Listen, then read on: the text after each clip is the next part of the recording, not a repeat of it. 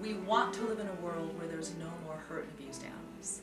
And wolf dogs are more hurt and abused than most other animals because we are not, as a society or as a people or as a civilization, set up to deal with them. Our life is not conducive to having these animals in them.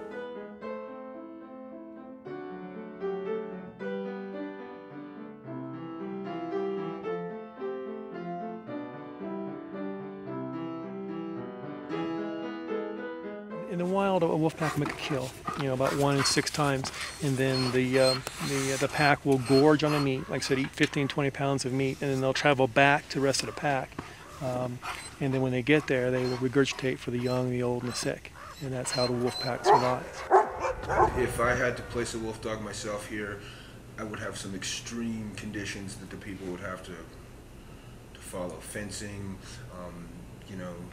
they'd have to be pretty impressive dog owner for me to adopt one to them. Just because, mostly for the animal's sake. It's just like a pit bull.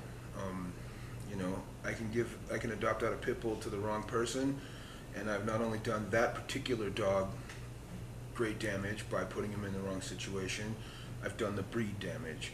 A lot of people take them and they don't want them anymore, and so they just take them up and let them go in the forest, and they think, oh, our wild nature, their wild nature will take over and they'll be fine, which is not true. Domestic dogs, we have humans over the years have bred them to be perpetual puppies. They don't really ever grow up. Even when they're 10, 12 years old, they still act like puppies. Wolves don't do that so much. Wolves grow up and they act differently than domestic dogs.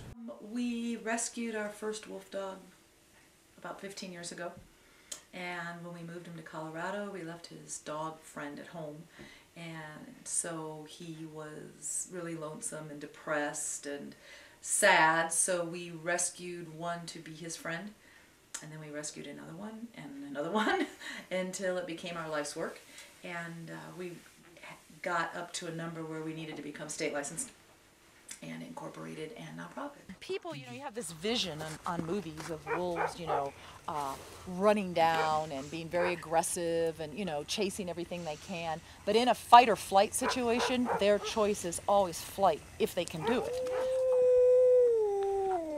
So the first thing we do when we get an animal in is we physically try to rehabilitate them. That's the first thing we do. The tall one's Akela, and she's my girl. She got her cast off, I think, about 3 weeks ago, so she's still on. We're still watching it real close to see. She had real bad ligament tendon damage, so but she's doing amazingly well, even with the snow and the mud. She's doing great. And this is Sable. He's her pen mate, and they love each other. They're very cute together most of the time. Tonka and her brother Buddy were one of our first official rescues. They single-handedly helped support the refuge for 10 years because they were those two were our premier ambassador animals. Tonka has literally been petted by tens of thousands of people over her lifetime. When we finally retired her because she got too old, she was very upset about it. She'll see us loading up the trailer to go to an event and she just has a fit because she wants to go. But it's too tiring for her.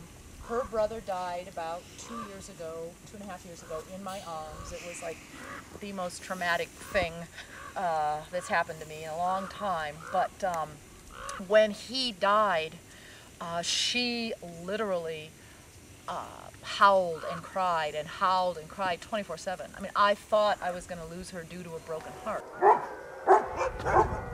This is Ra, and this is Tala. And Ra and Tala are our animals from Alaska. So they just turned 6 months old. Ra has a severe underbite. If he were actually hunting, he would have trouble gripping. And so he would probably not have survived in the wild. She has probably a weak immune system. I don't know if Craig told you, but she had 104 fever when she first came in. She spent her very first night with us at the vet's office. So if an animal's sick, we can put them in here and we can see them from the house, we can bleach it, we can easily administer medication. As long as they don't need to be heated, they stay here. We've just put them in there because that's the only escape-proof place we had, and then we gave them the play yard to kind of play in. And except for the gate, their new fence is done. pen is for Ra and Tala, and they can be moved in as soon as the gate area is done.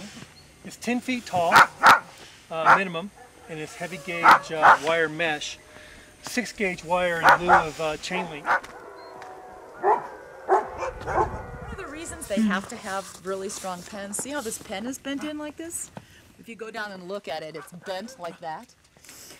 There was a shade on here and it got some snow in it, and it hung down just low enough that Ra could grab it. And I've already seen him jump, 8 feet in distance and 3 feet off the ground, and he's only a puppy. So we will, when he's in his prime, 4, 5, 6 years of age, he will need all this and then some, I'm sure. He was really mad that we had to take off his play toy. The pack and the family is everything. They're very connected and very devoted to their pack. But everybody else is dangerous to them. And so when we get adult wolves in, and we almost always get adult wolves in, or wolf dogs, because people get them when they're cute little puppies and keep them till they get big, and then they don't want them anymore. It's my original intention. I went to the Humane Society in Flagstaff because I was looking for a yellow lab, and there was a big wolf dog there, and he was so engaging and so insisting that I take him that the yellow lab never materialized. So I put him in the back seat of my brand new Thunderbird and brought him home as a surprise. So when she opened the car door and let him out, he bounded out of the car and hit me about chest high, and knocked me flat on my back and was licking my face. And I looked up and said, "Gee, is this a surprise?" And that was it. We were hooked for life.